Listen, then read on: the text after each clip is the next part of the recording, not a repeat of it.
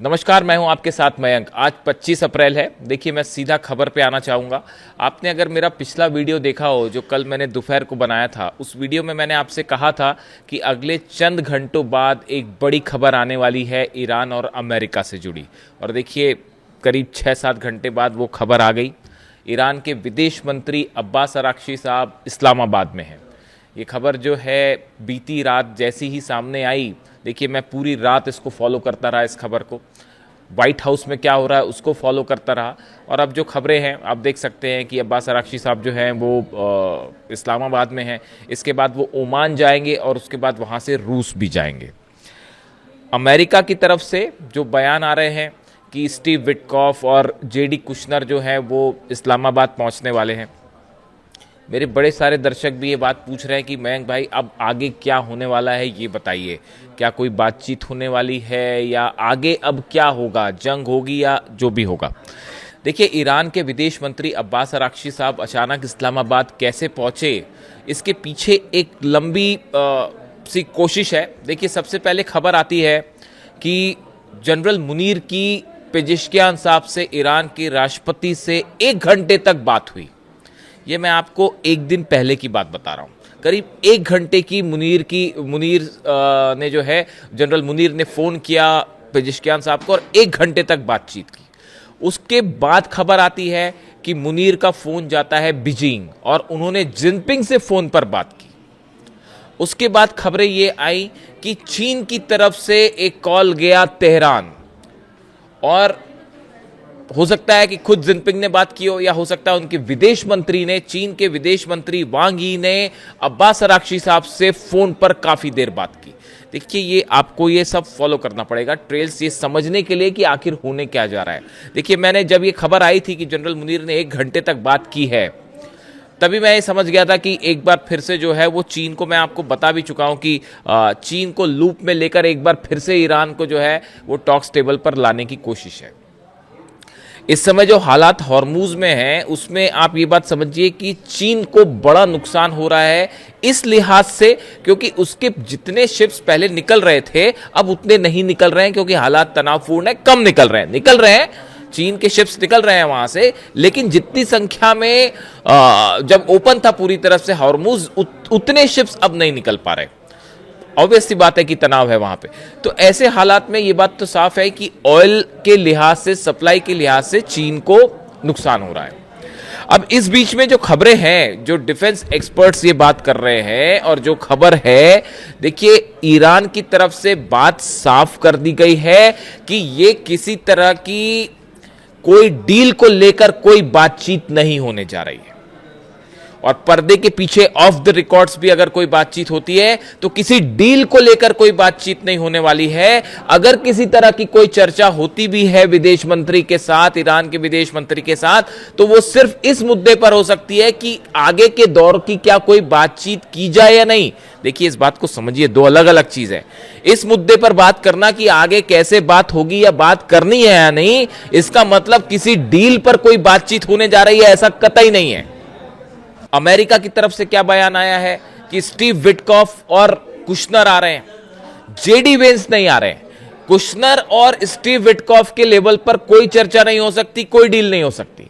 यानी ये अगर किसी भी तरह का कोई मैसेज का आदान प्रदान होता भी है तो वो सिर्फ इस मुद्दे को लेकर हो सकता है कि अगले दौर की बातचीत किस गाइडलाइन पर की जाए, बातचीत कैसे की जाए। एक बहुत ही सुपरफिशियल मामला है, इसमें कोई बड़ी डील नहीं होने जा रही। जो जिस तरह की खबरें आपने कई जगह देखी होगी, देखिए ऐसा है, जो समझ कह रही है फिलहाल, जो इंटरनेशनल एक्सपर्ट्स बता रहे हैं कि शायद चीन के कहने पर ईरान इस बात के लिए राजी हुआ कि ठीक है, हम एक बार जाके इस बात पर चर्चा कर सकते हैं कि आगे मुलाकात कब करनी है, डील नहीं।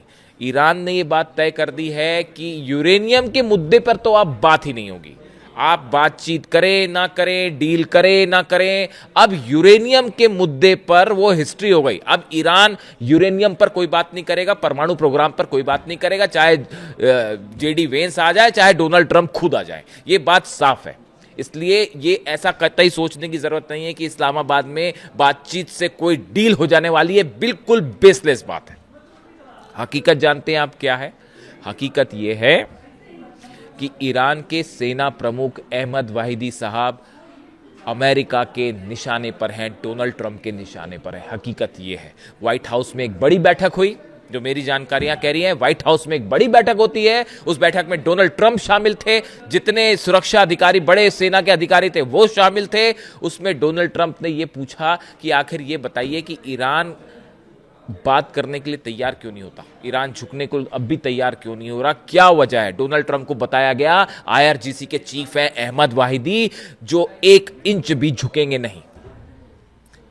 उसके बाद एक बड़ा प्लान तैयार हुआ है, जैसी खबरें हैं सूत्रों से, कि अहमद वाहिदी साहब ईरान के सेना प्रमुख अब अमेरिका के निशाने पर हैं और उनको लेकर एक बड़ा असैसिनेशन की कोशिश हो सकती है। 2 तरह का प्लानिंग है अमेरिका की, एक कि आप वॉर करते हुए हमले करें, उसका भी प्लान मैं आपको बता देता हूं कि कैसे क्या डेवलपमेंट्स हो रहे हैं, और दूसरा है कि आइसोलेशन में असैसिनेशन अटेम्प्ट किया जाए अहमद वाहिदी साहब के ऊपर। देखिए, मैं आपको पहले ही बता चुका हूं, अहमद वाहिदी साहब वो शख्स हैं जो कासिम सुलेमानी साहब थे ईरान के जनरल, उनके स्कूल्स ऑफ मिलिट्री से निकल के बाहर आए हैं। यानी कहने का मतलब ये है कि उनके ही सिद्धांतों को, उनकी ही स्ट्रैटेजी को, उनकी ही पॉलिसी को, उनकी ही रणनीति को फॉलो करके अहमद वाहिदी साहब आगे बढ़े। जो कासिम सुलेमानी साहब ने चीज़ें तैयार की थी, प्लान तैयार किया था, जो वो सोच रखते थे, तो डोनाल्ड ट्रंप जब कासिम सुलेमानी साहब से इतने बुरी तरह से परेशान थे कि उनका असैसिनेशन करना पड़ा, तो उसी लाइन पे अब अहमद वाहिदी साहब भी है। तो वो इतना 1 इंच भी नहीं झुकेंगे डोनाल्ड ट्रंप के सामने और अमेरिका के सामने, ये बात तो तय हो चुकी है।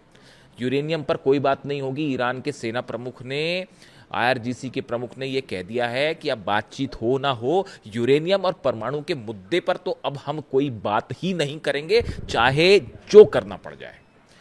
तो ये बात जो है डोनाल्ड ट्रंप को समझा दी गई कि ऐसा है कि अहमद वाहिदी जो हैं, उनके रहते तो हम कुछ नहीं कर सकते। तो इसीलिए एक बड़ा प्लान तैयार हुआ है उनकी असैसिनेशन का, और जिसको लेकर अच्छा खासा अलर्ट है, और ये बात ईरान तक भी है, ईरान भी इस बात को अच्छे से समझ रहा है, रूस भी समझ रहा है। इसके अलावा देखिए, जो बड़ी खबर है, बताया जा रहा है कि एक हमले का प्लान फिर तैयार कर लिया है अमेरिका ने, कि अगर किसी तरह का, देखिए इस बीच एक इम्पॉर्टेंट बात यह है, 2 बड़े डेवलपमेंट हैं। कल मैं डोनाल्ड ट्रंप को सुन रहा था, रात को जो स्टेटमेंट्स आए उनके, वो सब मैं सुन रहा था कि कहाँ से क्या बयान आता है। मैंने पीट हेग्सेथ जो है रक्षा मंत्री, उनके भी बयान सुने। डोनाल्ड ट्रंप ने कल 2 ऐसी बातें कही हैं जो कि नई है। देखिए, डोनाल्ड ट्रंप के सामने समस्या क्या है पता है? डोनाल्ड ट्रंप के सामने, अमेरिका के राष्ट्रपति जो है, उनके सामने समस्या ये है कि वो क्या बोलते हैं उनको खुद नहीं पता होता, कौन सी चीज़ छुपानी है, कौन सी चीज़ बोलनी है, उनको यही नहीं पता। देखिए, दुनिया भर में बड़े सारे एक्सपर्ट बैठे हुए हैं जो हर चीज़ पकड़ लेते हैं। तो देखिए, कल उन्होंने ना, मैं उनकी बात ध्यान से सुन रहा था, उन्होंने 2 चीज़ें ऐसे बोली जो वो पहले नहीं बोल रहे थे, अगर आपने नोटिस किया हो। उन्होंने कहा कि हमारे पास अभी बहुत वक्त है, वो हमेशा जल्दबाजी में नजर आए। देखिए, ये जब से वॉर हुआ, पिछले जितने भी दिन हो गए, इस वॉर के दौरान डोनाल्ड ट्रंप हमेशा जल्दबाजी में नजर आए। आप उनके बयान देखिए कि अब ईरान के पास वक्त नहीं है, अब ईरान को जो है वो इतने दिनों के अंदर फैसला लेना होगा, बस 3 दिन बाद, नहीं तो हम ईरान को तबाह कर देंगे, ऐसा कर देंगे, वैसा कर देंगे।